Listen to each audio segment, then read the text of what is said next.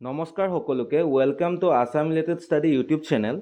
ADRE এক্সামবোৰত 30 to 35 questions মেথছৰ পৰা আহে, গতিকে মেথছ নোৱাৰাকৈ এডিআৰই কমপ্লিট কৰাটো প্ৰায় অসম্ভৱ হৈ পৰে।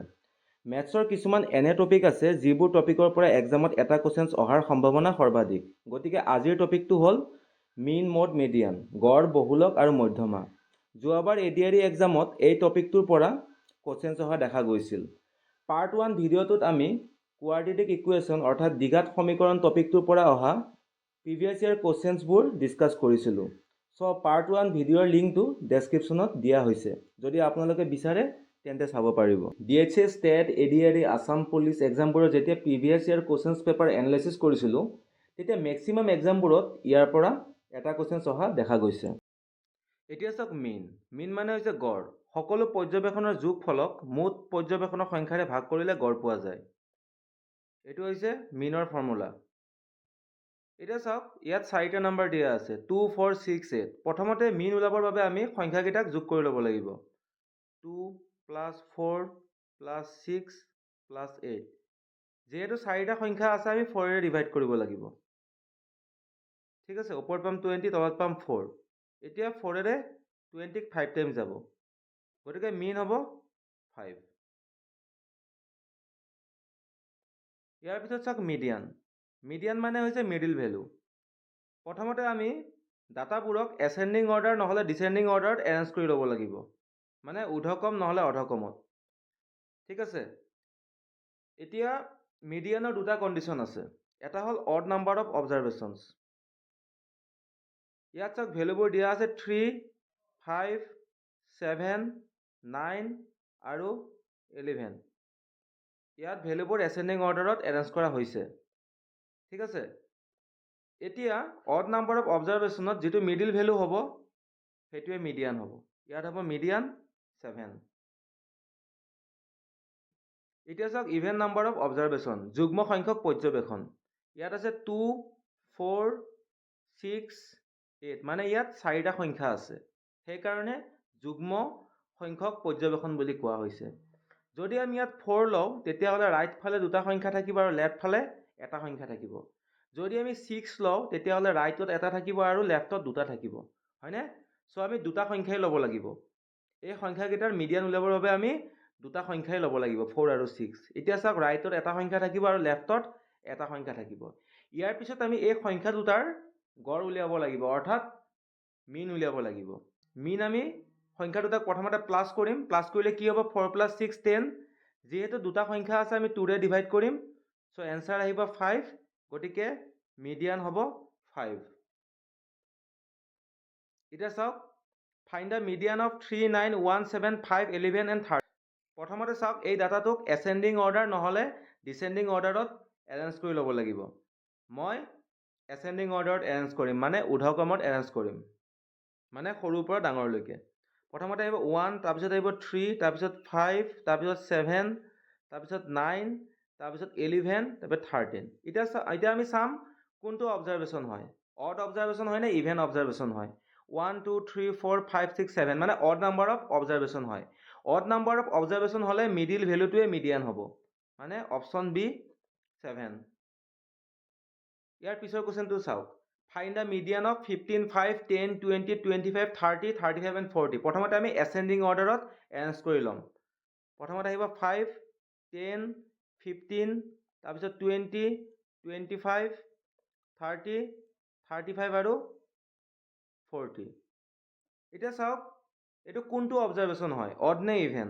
1, 2, 3, 4, 5, 6, 7, 8 মানে ইভেন নাম্বাৰ, মানে যুগ্ম সংখ্যক পৰ্যবেক্ষণ হয়। চ' যুগ্ম সংখ্যক পৰ্যবেক্ষণ হ'লে আমি দুটা ভেলু ল'ব লাগে মাজৰ, হয়নে? চ' আমি 20 আৰু 25 ল'ম। এতিয়া চাওক ৰাইটত 3টা সংখ্যা আছে আৰু লেফ্টত 3টা সংখ্যা আছে। ঠিক আছে, এতিয়া আমি এই সংখ্যা দুটাৰ মিন উলিয়াম, অৰ্থাৎ গড় উলিয়াম। এতিয়া 20 আৰু 25 প্লাছ কৰিলে আমি পাম 45। যিহেতু দুটা সংখ্যা আছে আমি 2ৰে ডিভাইড কৰিম আৰু আমাৰ এনচাৰটো হ'ব 22.5, অৰ্থাৎ মিডিয়ান হ'ব অপশ্যন বি 22.5। ইয়াৰ পিছত আহিল মড মানে হৈছে বহুলক। ঠিক আছে, কোনো তথ্য সমষ্টিত যিটো মান সৰ্বাধিকবাৰ দেখা যায় সেই মানটোক বহুলক বোলে। এতিয়া এই এক্সাম্পলটোত চাওক কোনটো নাম্বাৰ মেক্সিমাম টাইম ৰিপিট হৈছে। 2টো এবাৰ হৈছে, 5টো এবাৰ হৈছে, 6টো এবাৰ হৈছে, 7টো এবাৰ হৈছে, কিন্তু 4টো 3বাৰ হৈছে, অৰ্থাৎ 3 টাইমছ হৈছে। গতিকে মোড হ'ব 4। যিটো নাম্বাৰ মেক্সিমাম টাইম ৰিপিট হ'ব সেইটোৱেই মোড হ'ব।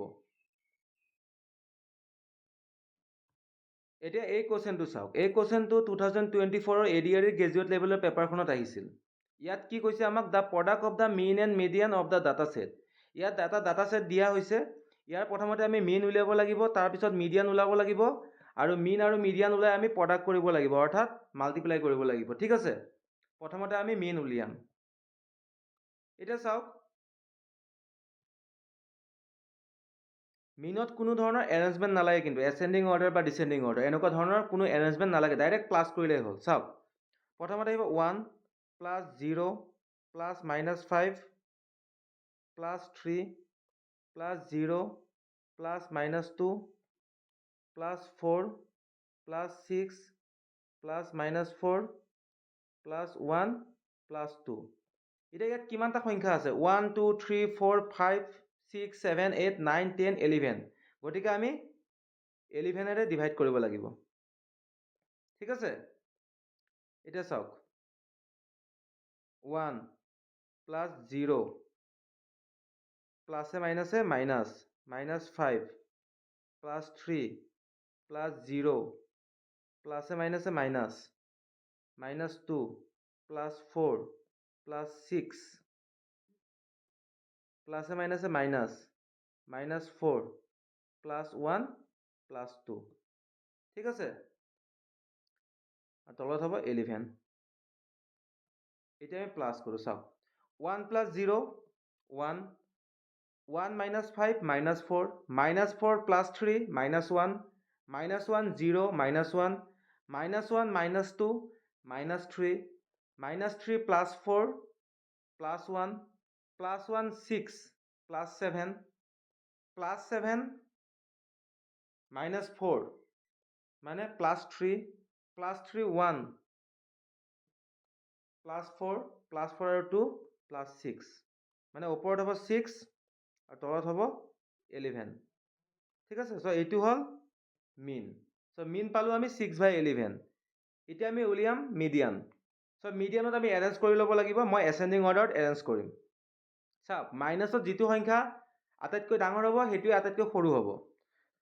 চ' প্ৰথম সংখ্যাটো হ'ব -5, তাৰপিছত হ'ব 4, তাৰপিছত হ'ব -5 হ'ল 4 হ'ল ন, -2, তাৰপিছত 0, 0টো কিন্তু মাইনাছতকৈ ডাঙৰ, তাৰপিছত আহিব 1, তাৰপিছত 2 3, 2 3, তাৰপিছত 4 6, 4 6। এতিয়া আমি চাম এইটো কোনটো অবজাৰভেশ্যন হয়, ইভেন অবজাৰভেশ্যন হয় নে অড অবজাৰভেশ্যন হয়। এতিয়া আমি কাউণ্ট কৰিম 1 2 3 4 5 6 7 8 9 10 11 মানে অড নাম্বাৰ অবজাৰভেশ্যন হয়। অড নাম্বাৰ অবজাৰভেশ্যন হ'লে যিটো মিডিল ভেলু হ'ব সেইটোৱে মিডিয়ান হ'ব, হয় নহয়? ত' মিডিল ভেলু কি হয়? 1, গতিকে মিডিয়ান হ'ব 1। এতিয়া আমাক কি কৈছে? প্ৰডাক্ট কৰিব দিছে। প্ৰডাক্ট মানে মাল্টিপ্লাই। কাক মাল্টিপ্লাই কৰিব লাগিব? মিন আৰু মিডিয়ানক। এতিয়া আমি মিনৰ ভেলু পালোঁ 6/11 আৰু আমি মিডিয়ান পালোঁ 1। গতিকে মিন আৰু মিডিয়ানক মাল্টিপ্লাই কৰিলে আমি পাম 6/11 ইনটু 1 মানে 6/11। ঠিক আছে, গতিকে অপশ্যন হ'ব অপশ্যন চি 6/11।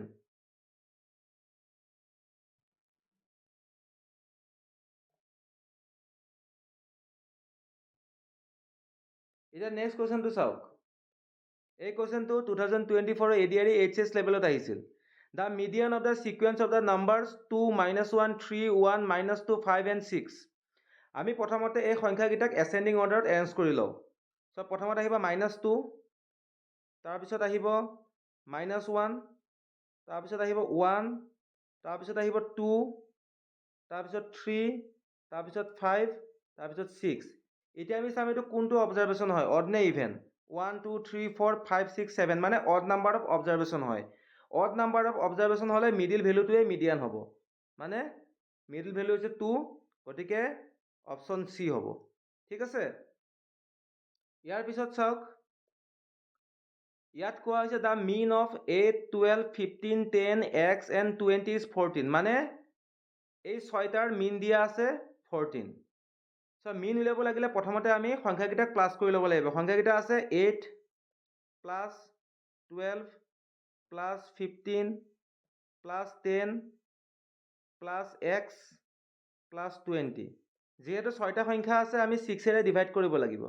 ঠিক আছে, আৰু আমাৰ মিন দিয়া হৈছে 14। এতিয়া চাওক আমি প্লাছ কৰোঁ। এতিয়া 8 প্লাছ 12 20, 20 প্লাছ 15 35, 35 প্লাছ 10 45। এতিয়া 45ৰ লগতে এক্সটো প্লাছ কৰিব নোৱাৰোঁ, এক্সটো এক্সট্ৰাকৈ থাকিব। চ' 45 প্লাছ 20 65। চ' হ'ব 65 প্লাছ এক্স, তলত আছে 6, তাৰপিছত হ'ব 14। এতিয়া চাওক 65 প্লাছ এক্স, তলত হ'ব 6 ইকুৱেলছ টু 14। এতিয়া আমি ক্ৰছ মাল্টিপ্লাই কৰিম, আৰু আমি ক্ৰছ মাল্টিপ্লাই এনেকৈ কৰোঁ। এতিয়া চাওক 65 ইনটু 1 কিমান হ'ব? 65। x ইনটু 1 x, আৰু 6 ইনটু 14 84 হ'ব। এতিয়া চাওক xৰ ভেলু হ'ব 84 মাইনাছ 65। চ' xৰ ভেলু আহিব 19।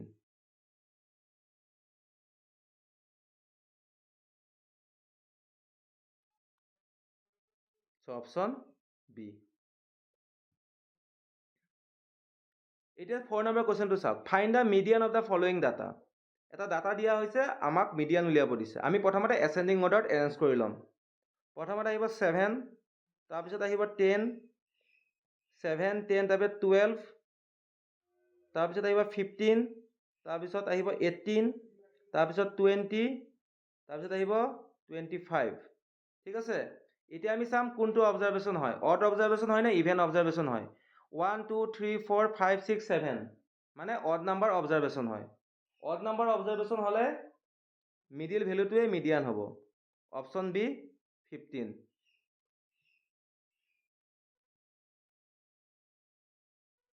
এতিয়া আমাক উলিয়াব দিছে the mean of the first 5 natural number is. প্ৰথম 5টা স্বাভাৱিক সংখ্যাৰ গড় উলিয়াব দিছে। প্ৰথম 5টা স্বাভাৱিক সংখ্যা হ'ল 1 2 3 4 5। মিনত আমি গোটেইকেইটা সংখ্যা কি কৰিম? প্ৰথমতে প্লাছ কৰিম। চ' 1 plus 2 plus 3 plus 4 plus 5।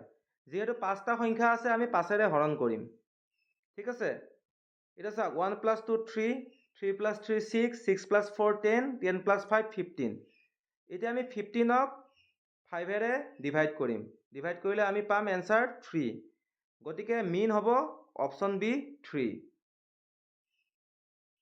Next number কুৱেশ্যনটো চাওক, find the mode of the following data. তলৰ ডাটাবোৰৰ পৰা আমাক বহুলক উলিয়াব দিছে।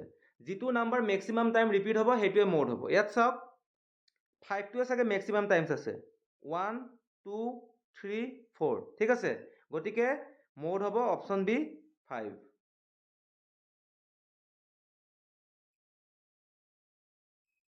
ইয়াৰ পিছৰ কুৱেশ্যনটো চাওক, the mean of 4 8 12 16 and x is 12, fine x। এনেকুৱা ধৰণৰ কুৱেশ্যন এটা আপোনালোকক মই ছল্ভ কৰাইছোঁ। চ' এই কুৱেশ্যনটো আপোনালোকে নিজেই ছল্ভ কৰিব, আৰু যিটো এনচাৰ ওলাব সেইটো কমেণ্ট বক্সত কমেণ্ট কৰিব। ঠিক আছে,